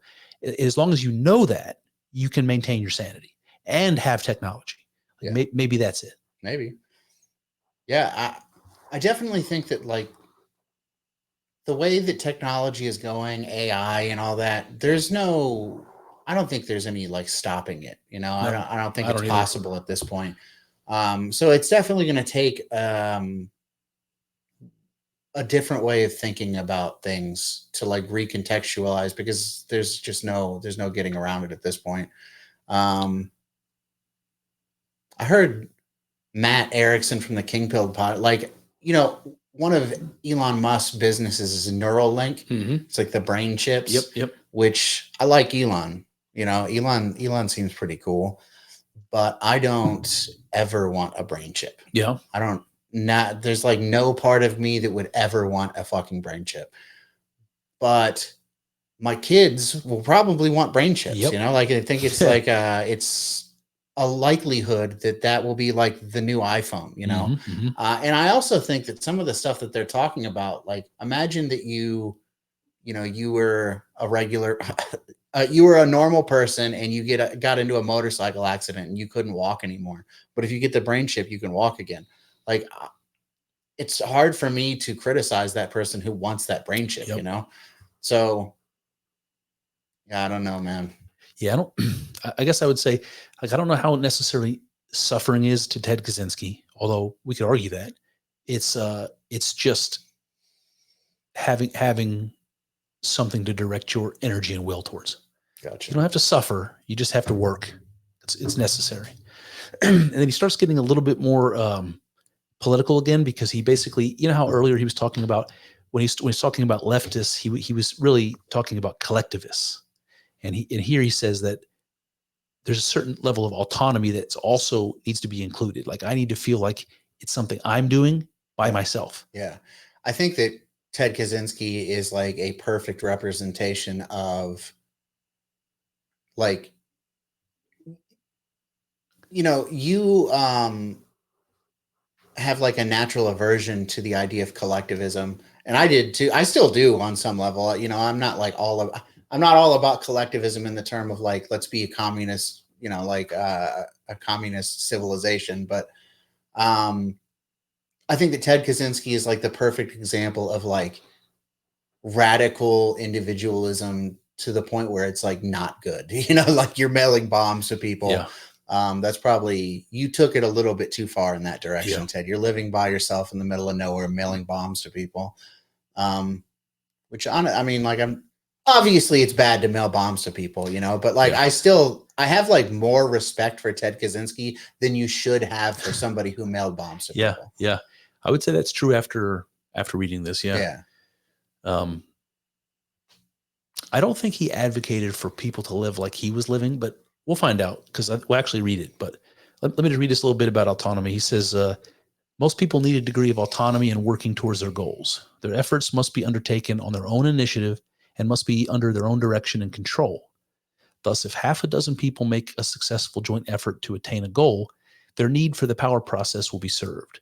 But if they work under rigid orders handed down from above that leave no room for autonomous decision and initiative, then their need for the power process will not be served. The same is true when decisions are made on a collective basis. Okay, so I think that's true. Like, if I'm working for a big corporate demigod, and I'm told to do X, Y, and Z every day, that doesn't make me feel like I'm contributing at all. It makes me feel like I'm like a machine. So I get that. Yep. Then he says, for most people, it is through the power process, having a goal, making an autonomous effort in attaining the goal, that self-esteem, self-confidence, and a sense of power are acquired. When one does not have adequate opportunity to go through the power process, the consequences are boredom, demoralization, low self-esteem, inferiority feelings, defeatism, depression, anxiety, guilt, disorder, frustration, hostility, spouse or child abuse, insatiable hedonism, abnormal sexual behavior. It's just like today. It's just today. like everything that's going on today. Sleep disorders, eating disorders. Absolutely, dude. Yeah. I mean, let's start at the top of that again. Boredom, demoralization. I mean, is there anybody in the history of the world who had more access to like stimulation, who was more bored than people are today? Great question. Demoralization, like everything is demoralizing. Like literally every aspect of society is demoralizing at this point, you know? And if you are not affected by that demoralization, it's because you're like consciously choosing to like avoid it and ignore it and, you know, try to live outside of it. Yep. Low self-esteem, you know, I don't inferiority, defeatism. This is like the most defeatist. I feel like Trump has maybe, and I don't even like, this is not a current events thing. So, but like Trump is doing some things that I'm just not sure about. I try to give the guy as much credit because he's been doing a great job, but anyways, but like, maybe that's defeatism in me too. You know, like maybe I'm just like, oh, I don't know about this. I don't know about this, like talking shit about Thomas Massey for no fucking reason. I felt weird about that too. Yeah. But yeah, I mean, again, just anxiety. Yeah. Like how many, the level of people who are on anxiety medication right now, never been higher. It's through the fucking roof. Like 1 in 4 people or something in America. Yeah. Guilt. You know, like that is like a huge point of like, I mean, it's been a theme through this. It's like, they need to make people feel guilty about things. You know, they're constantly trying to make guilty for being rich, guilty for being white, guilty for being anything they male, can make you. Guilty for being straight, guilty. Yeah. Any kind of lever they have, frustration, hostility, like, think about BLM. Oh yeah, they're just like they hate everyone. What do we got? Spouse or child abuse. I mean, again, that like makes me think of some things that I'm maybe being defeatist about Trump about, but sure do wish they would release these Epstein fucking things. Yep. But anyways, yeah, they're like all of that, just like an encapsulate. Oh, abnormal sexual behavior. Insatiable hedonism. That's fucking crazy. Yeah, insatiable. Like I think OnlyFans is the epitome of that insatiable hedonism. It's like, I guess porn too. You know. Oh yeah. Well, I mean, OnlyFans is porn. Yeah, but it's like an infinite variety. It's like we're not satisfied anymore with professional porn actresses. We're not satisfied even with the amateur videos in the feed. No, we want to go look at real ladies, like regular ladies all over the world. I want access to all of them. Give me pictures of them all. I want to scan through them. It's like insatiable. That's the what I'm grabbing onto. It's insatiable. Yep. All right. All right. Now we're going to get into some of this stuff. I'm going to try to, like, I feel like we're running out of time here, and might have to make this a 2-parter. We could. Let's see, where are we at right now? We're at almost 2 hours. We got 10 more minutes. All right, let me see, how much do we have left of this section? Okay, we could probably do one more section here. All right, this one's called Sources of Social Problems. And this is where we really start getting into Kaczynski's like philosophy. So he says, the foregoing symptoms can occur in any society, but in modern industrial society, they are present on a massive scale. We aren't the first to mention that the world today seems to be going crazy. This sort of thing is not normal for human societies. There's no good reason to believe that primitive man suffered from less stress and frustration and was better satisfied with his way of life than modern man is. We attribute the social and psychological problems of modern society to the fact that society requires people to live under conditions radically different from those under which the human race evolved, and to behave in ways that conflict with the patterns of behavior that the human race developed. We consider lack of opportunity to properly experience the power process as the most important of the abnormal conditions to which modern society subjects people. Among the abnormal conditions present in modern industrial society are excessive density of population, isolation of man from nature, excessive rapidity of social change, and the breakdown of natural small-scale communities such as the extended family, the village, or the tribe. It is well known that crowding increases stress and aggression. The degree of crowding that exists today and the isolation of man from nature are consequences of technological progress. Also, technology exacerbates the effect of crowding because it puts increased disruptive powers in people's hands. For example, a variety of noise-making devices, power mowers, radios, motorcycles. Well, that's where he stops, but it's way worse today. Right? Yeah. He says if the use of these devices is unrestricted, people who want peace and quiet are frustrated by the noise. If these machines had never been invented, there would have been no conflict and no frustration generated by them.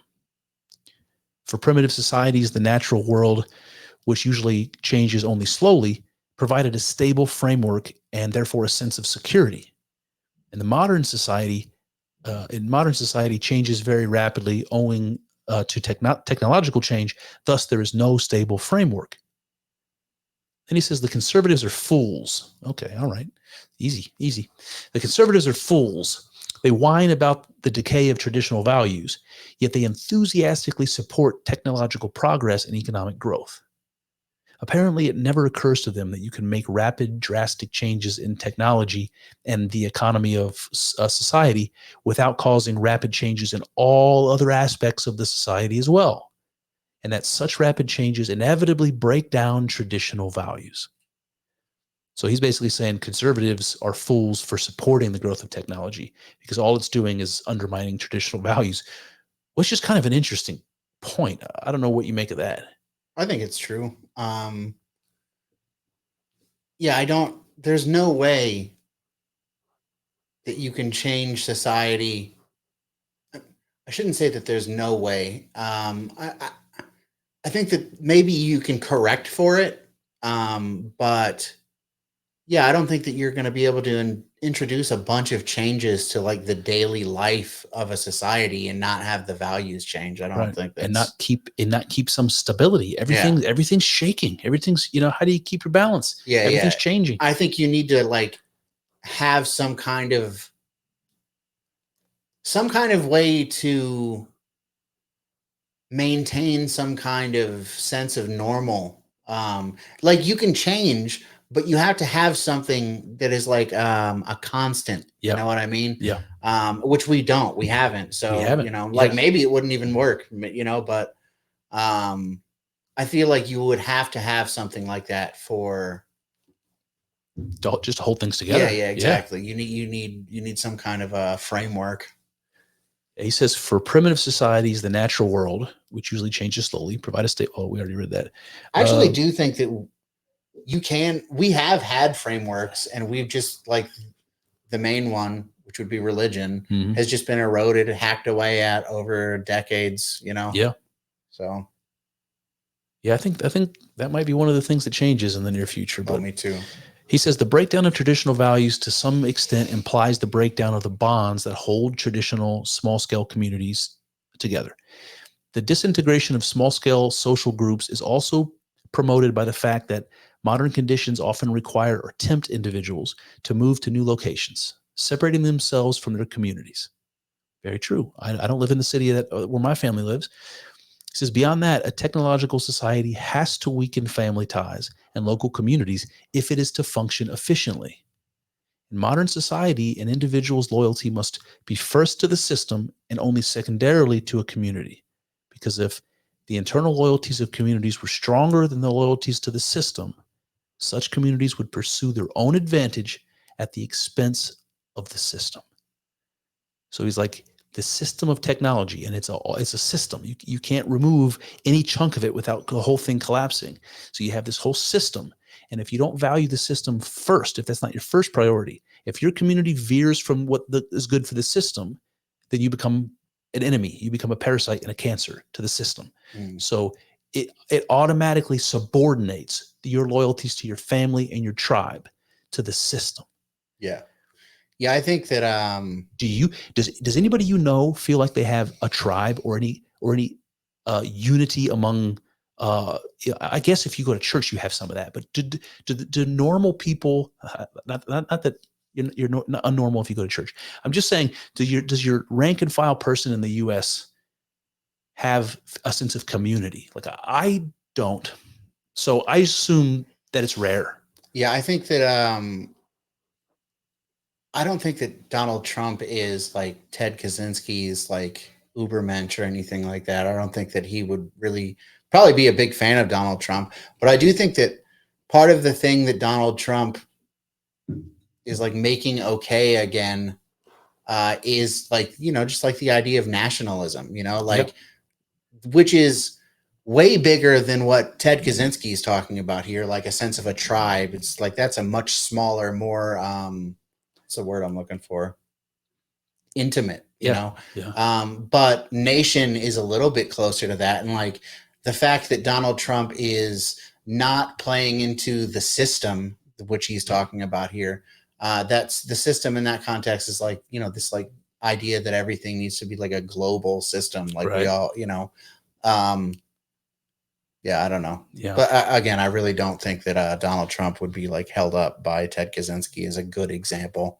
Yeah. But I don't know. I think it's a step in the right direction. Yeah.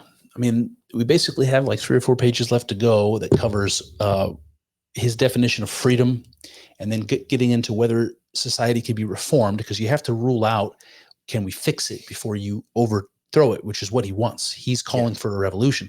So all the stuff about calling for a revolution and getting into that, we will cover in part 2. I didn't realize that we were going to have limited time to get through all this. So yeah. Okay. So we'll start with the nature of freedom in part 2.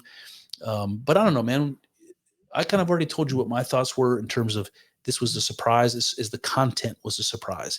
And the fact that it's so logical was a surprise. It doesn't sound like the ravings of a madman. Yeah. It was also a surprise how much it focuses on politics and leftism. I was not expecting that. No one ever said that. You know, like I don't know. What do you think? I do think it's weird that he says that it is apolitical, because it seems political. It does. Even even like reading through this, it's still, even at the time, seems political. Yeah. Which I think it's clearly political at this point.